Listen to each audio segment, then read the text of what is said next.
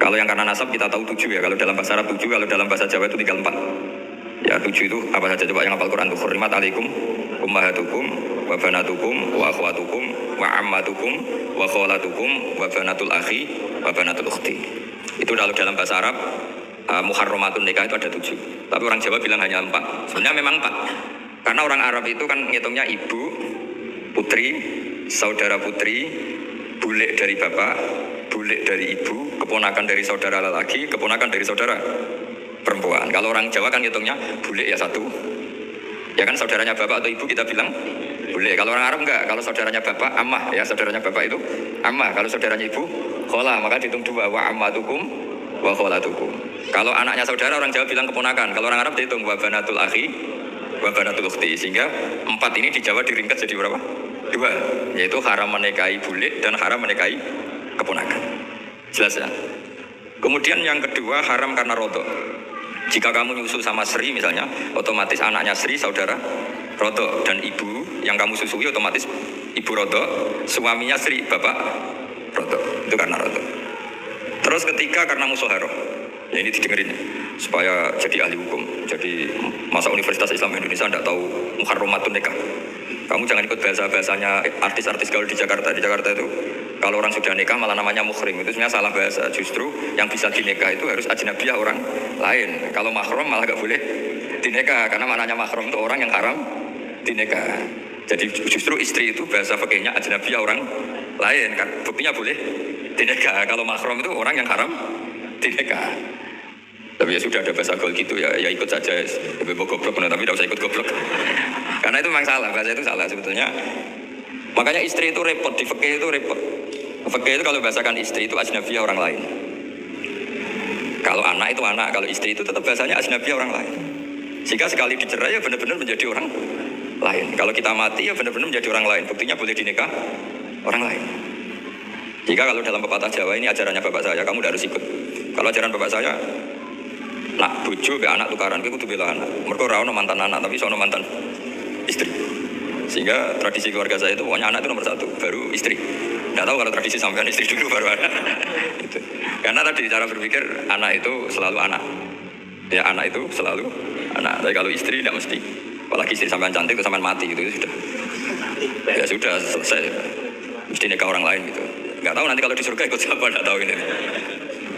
Mesti oportunis. Kalau kamu masuk neraka dia ikut yang masuk surga. Kalau masuk surga semua ikut yang kelas lebih tinggi. Saya teruskan ya. Terus haram ketiga itu karena musoharoh. Disebut wa akhwatukum wa ummahatukum lati artunakum wa akhwatukum narodan. Terus wa ummahatu nisaikum apa?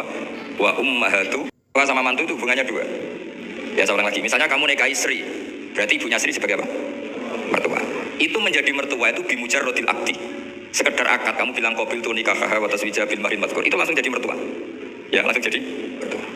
Tapi kalau hubungan ibu dengan anak, misalnya kamu nikahi janda, punya anak cantik, sudah perawan.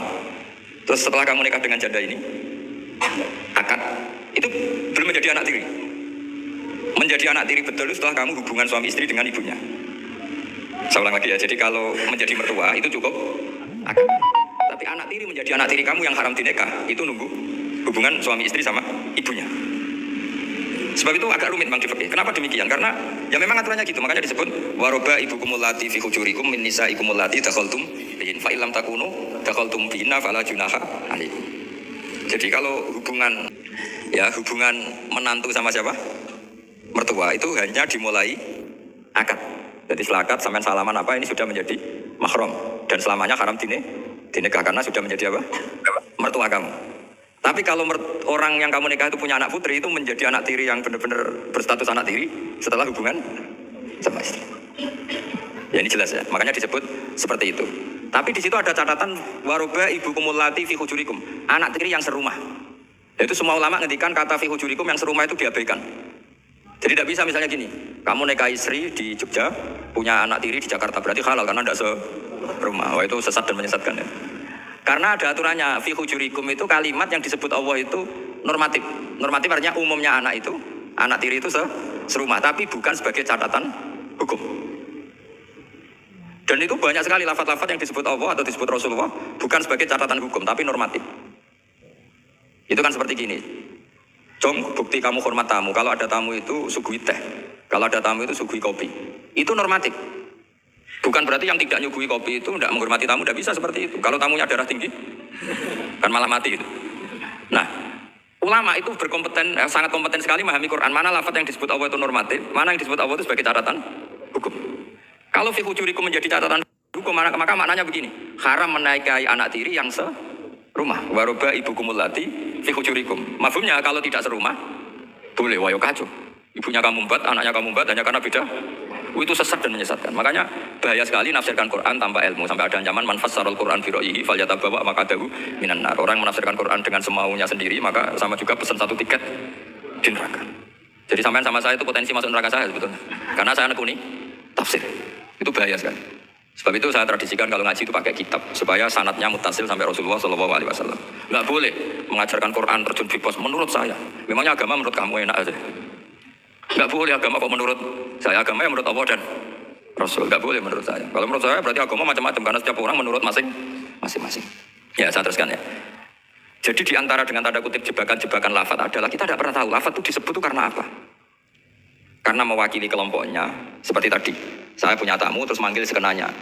Wahai Bakar sini.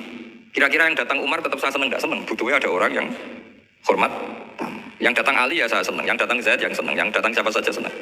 Itu kan ibarat kamu orang kaya kemalingan, satpam yang paling kamu ingat itu misalnya Hutomo sini. Di situ banyak satpam yang namanya nggak Hutomo, terus nggak ke kamu. Kira-kira kamu bilang satpam ini goblok nggak kira-kira? Dengan dalil yang saya ada dipanggil. Karena makna menyebut kalimat tadi sekenanya. Nyebut Hutomo itu mewakili semua security. Cuma kebetulan yang kamu ingat Hutomo. Itu memang agak jelimet ulumul Quran, tapi masuk akal. Semuanya setelah dijelaskan masuk akal.